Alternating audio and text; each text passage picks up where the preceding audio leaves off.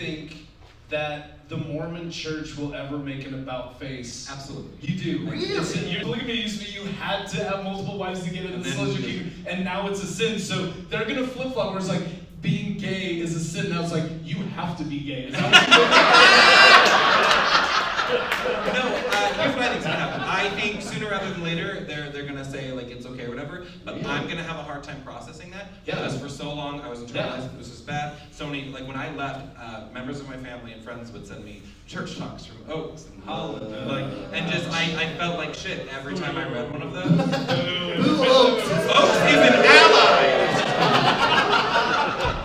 I was told for so many years, scripturally and like through the words of the prophets, that this is all bad, and then all of a sudden they're like, all the trauma you went through was for nothing, you're totally fine. I don't think I could cross that threshold back. If that's the history, what makes you think that in the future they'll change that? I think they're kind of like, they're eventually going to like curve towards something that's slightly more modern, just like, you know, when blacks got the priesthood, it was very much frowned upon, and there were like, I remember like, older members of my family, that like, we had a hard time accepting that. And then now it's like a given that like, I think things like that, I think, you know, given how, I think one day women are gonna have the priesthood. I really do, in the church. I think, well, because the numbers are just showing that like 2/3 of the membership are women, and eventually they're gonna run out of men. Or they'll have to recruit the gays, I guess, to fill that void, like. I do want to say it's very fun that I've actually been saying these things. There's multiple people in the audience who keep doing this, like. Listen,